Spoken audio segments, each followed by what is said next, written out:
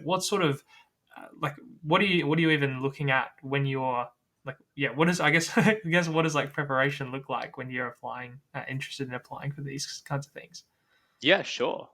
So if I take it back sort of macro level, let's say you're applying for 20 jobs, which is what I was doing. So I was applying, I didn't have a summer gig, so I was applying to all the banks essentially, which is about 20. Mm, Um, so I had a massive Excel spreadsheet with sort of a bank on each row, and then each column was a different part of the application process. So it would be, the date it's due, cover letters submitted, video submission, psychometrics, and then first round, second round, so on and so forth. And then I had a column essentially of people I knew at the bank, and people who I wanted to reach out to, as well. And I feel like that really grounded me in terms of, okay, here's all the work I need to do in order to potentially get mm, one job out of this process. And I think it's really important in these processes not to leave anything to your mind. Make sure as much of it is down on the page so that you don't have to remember, okay, did I apply for Jarden? Have I done the psychometrics for Credit Suisse, so on and so forth. So that was my big planning regime, first and foremost.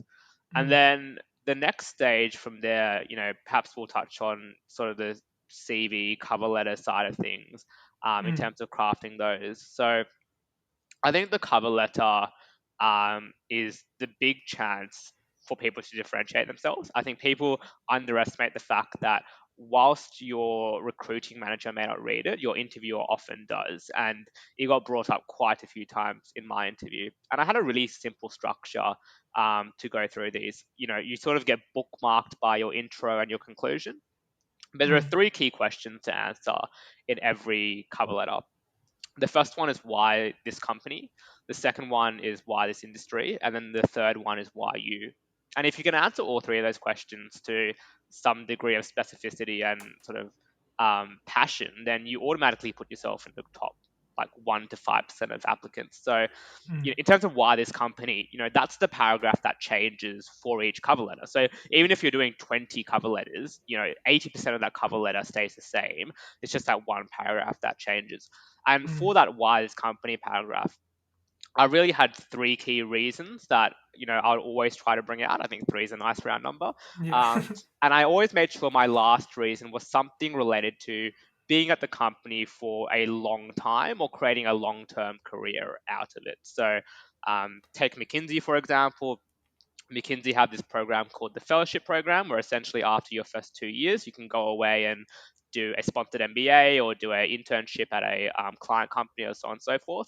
And I Mm, explicitly said, pretty much quote unquote, I would really see myself building a long-term career at McKinsey. And whether you believe that or not, those are the things that are what a lot of these corporates, banks, consulting firms are looking to, because churn is quite high in these industries, and therefore knowing that they can lock down people potentially for 5, 10 years is pretty important.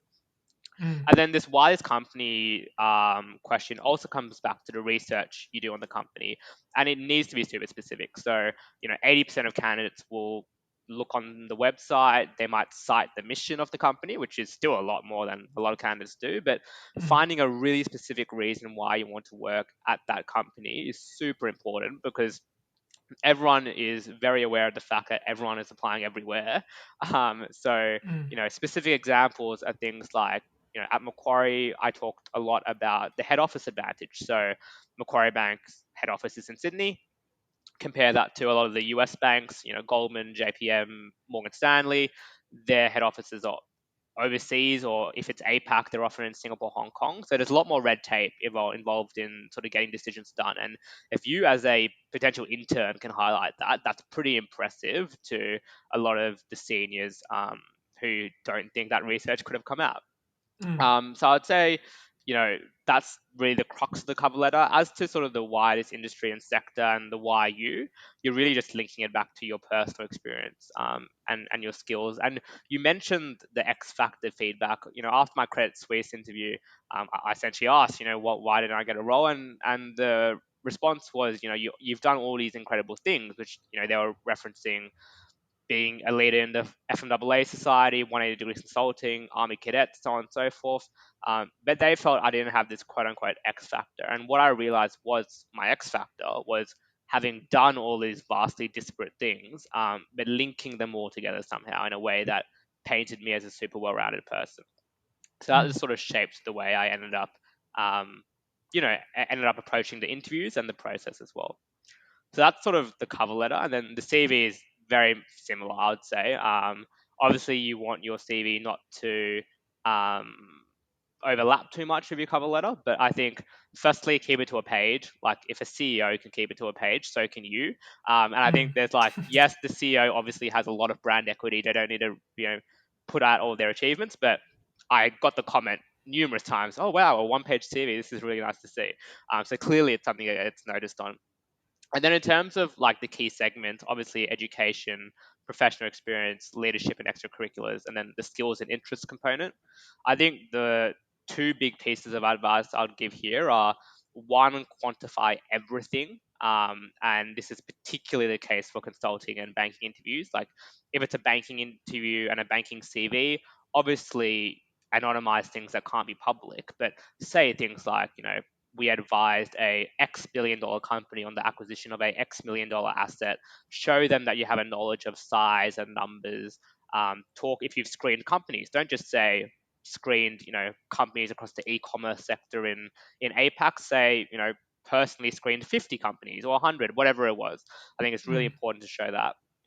And then the second piece of advice is what's your personal impact? And I think that's where so many people fall down on is that teamwork questions aren't about the team. They're actually about you and how you work in the team. So you need to focus a lot on what your specific role is. And sometimes that can be really hard. Like if you're a junior in an intern bank or a boutique bank, it can be hard to sort of overstate or properly state the role you've played. But I think it gets pretty easy as a banker or consultant to see where a potential candidate is sort of fibbing and not saying exactly what their role was.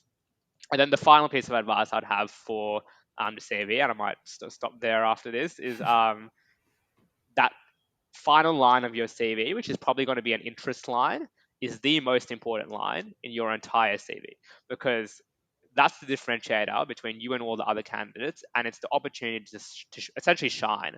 And I think a lot of candidates get told to keep it pretty tame, and obviously don't put an interest in there that is obviously not kosher. But as an example, I'm heavily interested in the science of longevity and aging and the work of David Sinclair and Peter Attia and all these incredible people. And the last word on my CV is longevity because it's the last interest on my interest section. And in Mm. my final round McKinsey interview, we spent 15 minutes talking with the managing partner about senescent cells and zombie cells and fasting and the impacts on organisms. And this was a final round management consulting interview. So my point Mm. being is that you never know when these things will come up, and that interest line is probably the finest line of all.